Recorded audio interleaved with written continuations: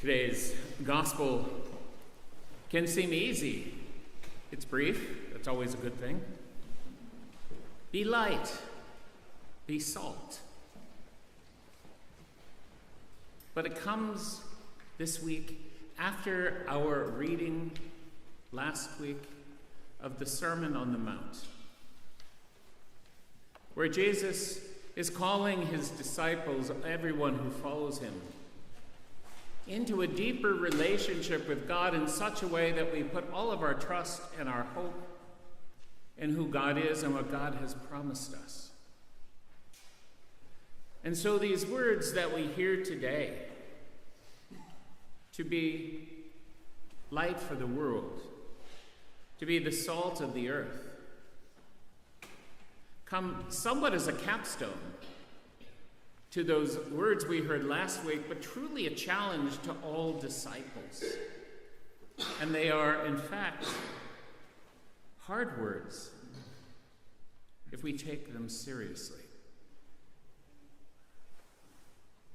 Interestingly, I think, the two things we're asked to be, light and salt, salt and light, are both things perceived by the senses. Salt is taste for the most part. You can look at it, I'm sure. But that which stands out is taste. And light is sight.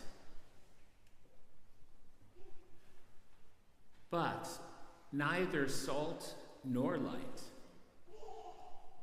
though perceivable, is the principal reason, the main point of our perception.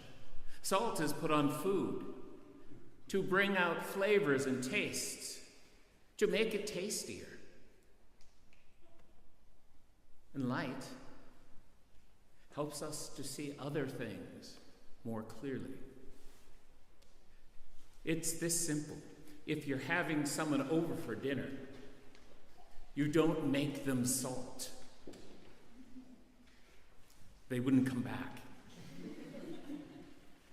You make them something else, and the salt brings the goodness, the flavor, the texture out of whatever you put it on. You don't walk into a dark room, usually, and turn on the light to look at the light. You walk into a room and turn on the light so that you can see something else more clearly. And in Jesus' metaphors today for us, to be salt of the earth and light for the world, that other thing, that which is made tastier and more attractive, is God himself. And that which is brought into greater clarity is God himself. And that in our lives, we are being called as Christians, as disciples of Jesus, to be the flavoring which makes the Word of God, which makes the gospel ever more tasty. We're called to bring clarity to the gospel, so that those around us in our society and culture who need to see it can see it more clearly. And we're called to do this with our very being, with our lives. We're called to allow ourselves to step into that fundamental relationship with God in such a way that we become more open to God's love, more open to the abiding presence of the Spirit, and more likely to be a man or a woman who shares the good news in the way we live our lives, who shares the good news in how we bring light to the issues of our day. We all know that Jesus does not appear 2,000 plus years ago in a vacuum. He appeared in pretty strict continuity with the religious tradition in which he was reared. We know that he spoke the words of the prophets and interpreted them for the people of his day. And we know that a principal prophet he referenced was Isaiah. And the reading we had today from Isaiah comes from the very last part of the book. It comes from the post-exilic period where Israel is back in Jerusalem. And Isaiah is calling them to a greater fidelity, to be more aware of who they are, what they've received from God, and to be more active in living out their life of faith, in pursuing their holiness. And he tells them, as they had heard before, that if someone is hungry, feed them. If someone is homeless, give them a place to live. If someone has no clothes, give them clothes.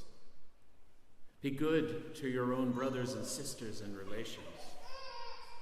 And if you do that, if you live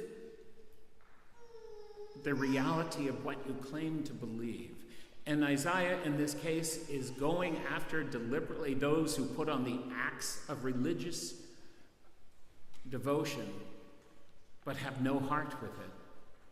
If you live that which you claim to believe, your light will shine like the dawn. And in fact, your own brokenness, your own failings, your own limitations will be healed. Jesus is taking this image, and it is that which he is referring to. It would have popped in the minds of his listeners when he tells them to be salt for the earth, to be the one who brings the taste or brings it out, who allows God to work in him or her so completely that people can't help but be attracted and want more. Be light for the world. Let your light shine. Let the goodness of God come through you so much that people can want nothing more than to be like you and to be with you and to be around you and to understand what moves you and motivates you. And then they'll be exposed to the truth of the gospel, not only in the words you speak, but in your very life. Jesus' challenge to his disciples, to you and me, is all-encompassing. It is difficult because it is everything. To put yourself all in. When we look at the world around us, we know there are difficulties, there's hardships, there are matters of housing difficulty here in Ireland. There's issues around immigration and how we deal with the stranger, the one we don't know that well. And I would argue that God is calling us as faithful Christians to respond in some real and meaningful way. And we know that the solutions aren't easy. There are no easy fixes.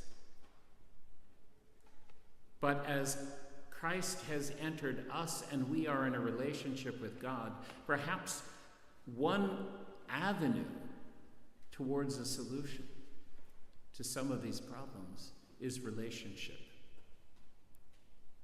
If we care about matters of housing, then perhaps we need to know and talk to and enter into the lives of those who struggle with housing insecurity and engage with them. If we wonder about questions of immigration and how many people should we have and how should we welcome them and what should they receive, all of these are complex issues. But they simplify to some degree when we know someone by name who is dealing with these matters. And we begin to realize this isn't an issue, this is a person. And God calls us to heal and to transform. In any given time and place, the actual solutions will not be easy, but the requirement to do something never goes away. God calls us to be salt of the earth and light of the world.